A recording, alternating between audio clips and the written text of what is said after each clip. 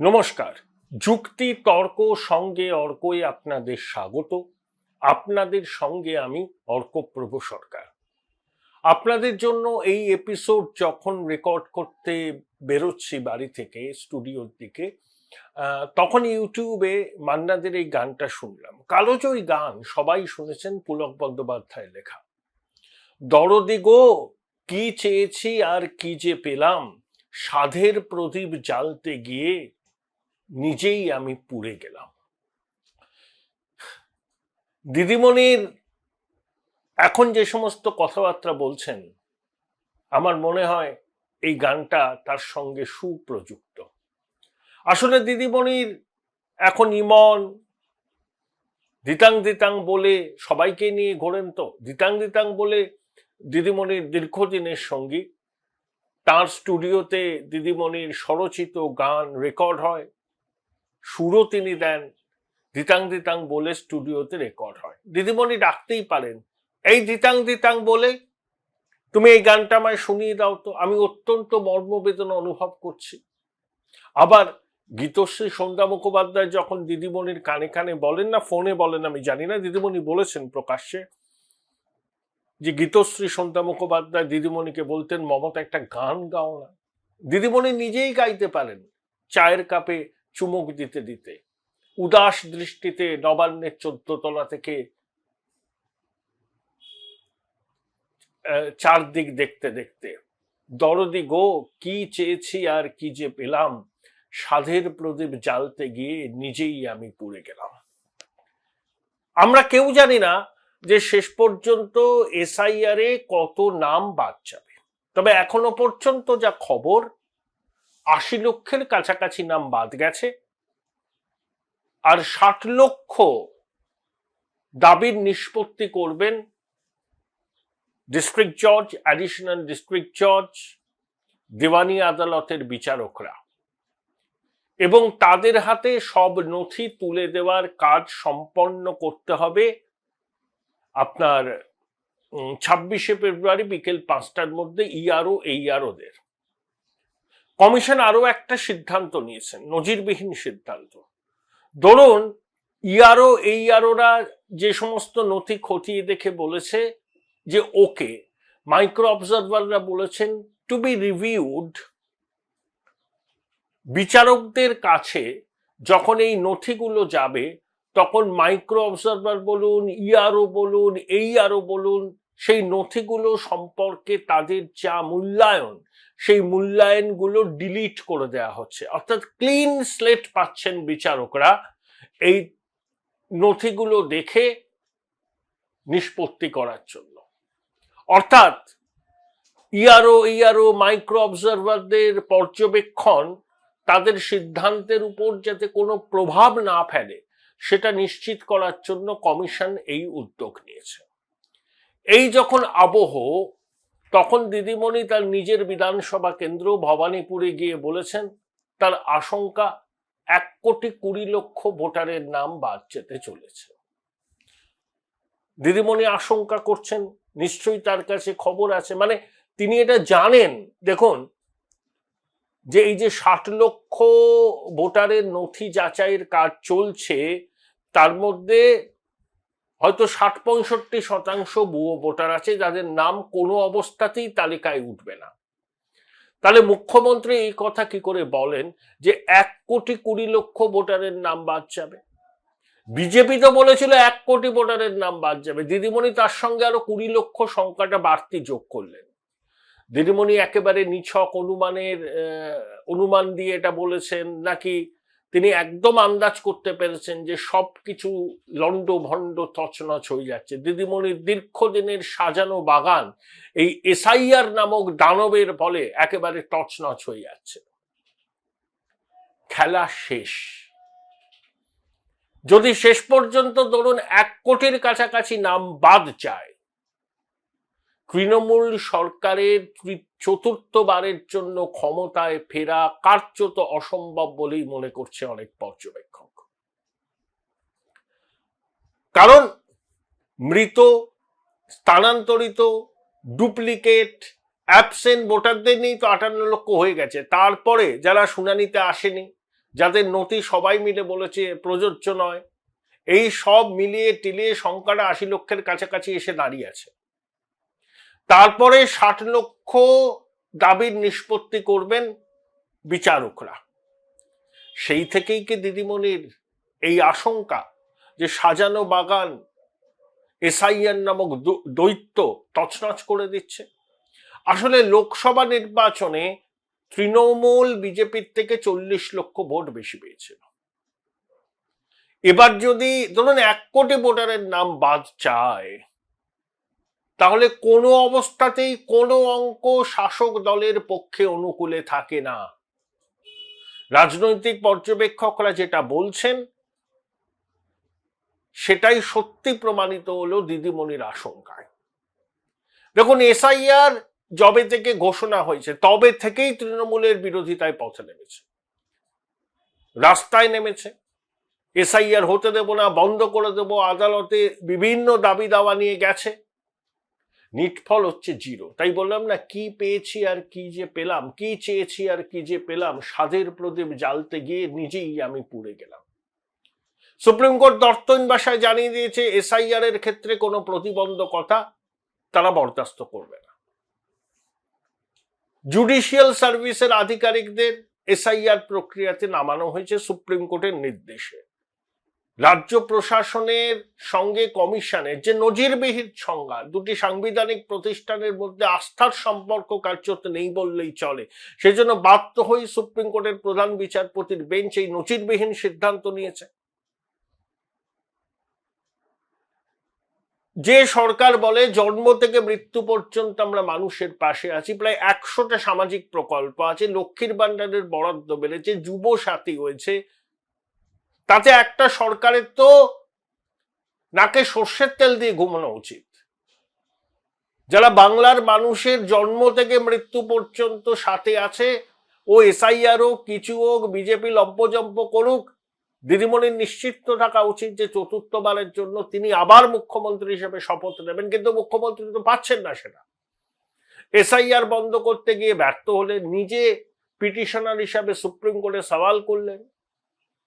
এখন সুপ্রিম কোর্টের সঙ্গে নিবিড় যোগাযোগ রাখা একজন প্রবীণ মানুষ আমায় বললেন, দেখো, মমতা বন্দ্যোপাধ্যায় সওয়াল করেছেন, এটা কিন্তু সুপ্রিম কোর্টের বার অ্যাসোসিয়েশন বা বিচারপতিরাও নাকি খুব একটা ভালোভাবে নেয়নি। কারণ মাননীয় বিচারপতি সূর্যকান্তের রায়ে মমতা বন্দ্যোপাধ্যায় যে সওয়াল করেছিলেন তার কোনো উল্লেখ পর্যন্ত নেই। এবং সেই ভদ্রলোকের মতে, দেখুন, দিদিমণি যদি সওয়াল করতেন তাহলে তিনি তার হয়ে যারা সওয়াল করার জন্য নিযুক্ত হয়েছিলেন, যে শ্যাম দিওয়ান প্রমুখ, বলতে পারতেন যে আমি এদের সার্ভিস আর নেব না, আমি আমার কেসটা সওয়াল করব। তার দুজন উকিল রইলেন তার পাশে দাঁড়িয়ে, দিদিমণি সওয়াল করলেন। এটা কেউ প্রকাশ্যে কিছু বলেনি। সুপ্রিম কোর্ট বলেছে যে সংবিধানের প্রতি দিদিমণির যে কতটা আস্থা সেটাই প্রমাণ হয়েছে তার সওয়ালে। কিন্তু এগুলো প্রকাশ্যে। কিন্তু সুপ্রিম কোর্টের আইনজীবীদের একটা বড় অংশ মনে করছে দিদিমণি সওয়াল করতেই পারতেন, কিন্তু তার হয়ে যে দুজন আইনজীবী দাঁড়িয়েছিলেন তখন সুপ্রিম কোর্টে গিয়ে বলতে পারতেন যে আমি এদের সার্ভিসটা এই ক্ষেত্রে আর দিচ্ছি না, আমি আমার কেসটা নিজেই সওয়াল করব, তাহলে বিষয়টা অন্যরকম হতো। কিন্তু সেটা হয়নি। তাই ঘেঁটে পুরো হয়ে গেছে। কোটি কোটি টাকা খরচ করলেন আইনজীবীদের পিছনে, আমাদের করের টাকা, কোষাগারের হাঁড়ির হাল, তারপরেও পেন্সিল ছাড়া কিছু জুটল না।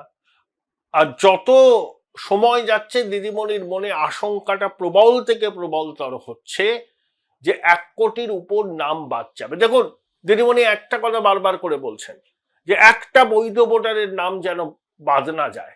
আরে আমাদের সবারই তো একটাই বক্তব্য, একজন বৈধ ভোটারের নাম যেন তালিকা থেকে বাদ না যায়। তিনি হিন্দু হন, মুসলমান হন, পারসিক হন, খ্রিস্টান হোক, জৈন হোক, দেখার কিচ্ছু দরকার নেই। কিন্তু একজন অনুপ্রবেশকারী, একজন মৃত ভোটারের নামও যেন তালিকায় না থাকে। দুর্ভাগ্যের বিষয় হলো শাসক দল এই কথাটা কিন্তু বলছে না। তার মানে তাদের বক্তব্যের নির্যাস হলো যে অনুপ্রবেশকারী, মৃত সবাইকেই তারা বৈধ ভোটার বলে মনে করে, সবার নামটা তালিকায় থাক। সেই জন্য বারবার করে সুপ্রিম কোর্টে গিয়ে সওয়াল করেছেন আইনজীবীরা যে 2025 সালে জানুয়ারি মাসে যে তালিকা প্রকাশিত হয়েছিল সেই তালিকাকে ভিত্তি করেই 2026-এর বিধানসভা নির্বাচনটা হোক। কিন্তু এসআইআর বন্ধ হবে না, এসআইআর চলমান প্রক্রিয়া। এসআইআর সম্পূর্ণ না হলে কিভাবে ভোট হবে? ধরুন এই 60 লক্ষ লোকের নিষ্পত্তি, ধরুন 30 লক্ষ লোকের নিষ্পত্তি হলো নির্বাচনের দিন ঘোষণার মধ্যে, তাহলে 30 লক্ষ লোক তালিকার বাইরে থাকবে? এটা তো হতে পারে না। তাহলে এসআইআর প্রক্রিয়াটাকে পূর্ণ করতে হবে, তার জন্য যত সময় লাগে লাগুক। কারণ 22 বছর বাদে যে প্রক্রিয়া শুরু হয়েছে সেই প্রক্রিয়া সম্পূর্ণ হতে হবে। এত কাঠখড় পুড়িয়ে যখন একটা প্রক্রিয়া শুরু হয়েছে সেই প্রক্রিয়া একদম ঠিকভাবে শেষ হোক। একটা নির্ভুল ভোটার তালিকা প্রকাশ করুক কমিশন, তারপরে নির্বাচন হবে। অনেক রকম ব্যাখ্যা হচ্ছে, কমিশনকে উদ্ধৃত করে বলছেন যে নির্বাচনের নির্ঘণ্ট ঘোষণা হওয়ার পর ওই যে তালিকাটা 28শে ফেব্রুয়ারি বেরোচ্ছে সেই তালিকাটাকেই মান্যতা দেবে কমিশন, বাকিদের বিষয়টা তারা যদি ভোট দিতে নাও পারেন হয়তো পরে দেবেন, সেটা কিন্তু কোনো বিবেচ্য নয়। আমার ধারণা এটা হবে না। এখানে সব মহল থেকে প্রতিবাদ আসা উচিত যে 60 লক্ষ লোকের ভোট ভাগ্য চূড়ান্ত করার কাজ নিয়েছেন আদালতের নির্দেশে বিচারকরা। তাদের ভাগ্যের নিষ্পত্তি হোক, তারা ভোটার কি ভোটার নয় সেটা ঠিক হোক, তারপরে একটা স্বয়ং সম্পূর্ণ নির্ভুল ভোটার তালিকা কমিশন বের করুক, তার ভিত্তিতে ভোট হোক। তাতে ভোট যদি 6 মাস পিছিয়ে যায় মহাভারত কিচ্ছু অশুদ্ধ হবে না। কারণ এই এসআইআর প্রক্রিয়ার প্রথম থেকেই রাজ্য প্রশাসন অসহযোগিতা করছে। যে লিস্ট পাঠিয়েছিল 8500 জন আধিকারিকে, নির্বাচন কমিশন তা মানতে চায়নি। ডেটা এন্ট্রি অপারেটর কমিশন যে ছিল 1 বছর আগে 1000 জন দেয়নি। রোল অবজারভারদের কমিশনের অনুমতি না নিয়ে বদলি করেছে। কমিশনের চাপে 4 জন ইয়ারোর বিরুদ্ধে এফআইআর করেছে, 7 জনকে সাসপেন্ড করেছে। প্রথম থেকে নির্বাচন কমিশনের মতো সাংবিধানিক প্রতিষ্ঠানকে রাজ্য প্রশাসন যদি সহায়তা করত তাহলে পরিস্থিতি এরকম হাতের বাইরে যেত না। এই পরিস্থিতি সৃষ্টি হওয়ার পিছনে দায়ী একমাত্র রাজ্য সরকার এবং অবশ্যই শাসক দল। তাই নির্বাচন যদি পিছিয়ে যায়, যাবে পিছিয়ে। পূর্ণাঙ্গ এসআইআর তালিকা প্রকাশক, নির্ভুল ভোটার তালিকা প্রকাশক, তারপরে ভোট হোক। এই সরকারের মেয়াদ 5ই মে শেষ হয়ে যাবে, শূন্যস্থান থাকে না, রাষ্ট্রপতি শাসন জারি হবে। এসআইআর চলুক, রাষ্ট্রপতি শাসনে বাংলা থাকুক, 6 মাস বাদে পুজোর পরে নির্বাচন হোক। কোনো মহাভারত অশুদ্ধ হবে না। তাড়াহুড়ো করে এই 60 লক্ষ লোকের ভাগ্যের নিষ্পত্তি না করে যদি নির্বাচন হয়, সেই নির্বাচনের সিদ্ধান্তকে চ্যালেঞ্জ করে কিন্তু সর্বোচ্চ আদালতে যাবে অনেকে। কারণ 60 লক্ষ লোক তারা জানতেই পারলো না তারা ভোটার কি ভোটার নয়, তাদেরকে বাদ রেখে এভাবে ভোট হতে পারে। ধরুন সাপ্লিমেন্টারি তালিকাটা প্রকাশ করলো কমিশন, তাদের ধরুন 15 লক্ষের নিষ্পত্তি হলো, আরে 45 লক্ষ তো বাদ পড়ে গেল, নির্বাচনের তারিখ ঘোষণা হয়ে গেল। তাহলে 45 লক্ষ লোক জানতেই পারলো না তারা ভোটার না ভোটার নয়। এভাবে নির্বাচন হতে পারে না। নির্বাচন কমিশন আশা করি সবকিছু ভেবে দেখবে। অনেক খবর বেরোচ্ছে। কমিশনকে সিদ্ধান্ত নিতে হবে, সংবিধানের পাতা উল্টে সিদ্ধান্ত নিতে হবে। পূর্ণ এসআইআর, নির্ভুল ভোটার তালিকা ছাড়া বাংলায় এবার ভোট করা উচিত নয়। আমার মতে সবাই আমার এই বক্তব্যের সঙ্গে সহমত পোষণ করবেন। 6 মাস নির্বাচনের দেরি হলে মহাভারত অশুদ্ধ হবে না, কিন্তু এসআইআর ফি বছর হয় না। যখন এই প্রক্রিয়াটা চালু হয়েছে, প্রক্রিয়াটা অন্তিম চরণে আছে, এই প্রক্রিয়া শেষ হোক, কমিশন যে ভোটার তালিকা প্রকাশিত হবে সেই ভোটার তালিকা নির্ভুল বলে কমিশন জানাক, তারপর তারা ভোটের নির্ঘণ্ট ঘোষণা করুক। 6 মাস নির্বাচন পিছলে মাথায় আকাশ ভেঙে পড়বে না। দিদিমণি আর্তনাদ করছেন কারণ দিদিমণি বুঝতে পারছেন যে 1 কোটি নামও যদি বাদ যায় তাহলে ফুটবল ছুটতেন না, খেলা হবে খেলা হবে খেলা হবে, আর ওই খেলা টেলা কিছু হবে না, পরাজয় নিশ্চিত। আন্দাজ করতে পেরেছেন দিদিমণি। ভবানীপুরে গেছিলেন তার বিধানসভা কেন্দ্র, ইতিমধ্যেই 44 লক্ষ নাম বাদ। শুভেন্দু অধিকারী বলেছেন ভবানীপুরে দিদিমণিকে হারাবই। দিদিমণির অবচেতনে কিন্তু এটা কাজ করছে, ফিয়ার সাইকোসিস। আমি একটা এক্সাম্পল দিয়ে প্রতিবেদন শেষ করব। 2004-এর লোকসভা নির্বাচন, দক্ষিণ কলকাতা কেন্দ্রে বামফ্রন্ট প্রার্থী করল ডাকাবুকো নেতা রবীন দেব। দেয়াল ভরে গেল স্লোগানে এবার রবীন দেব।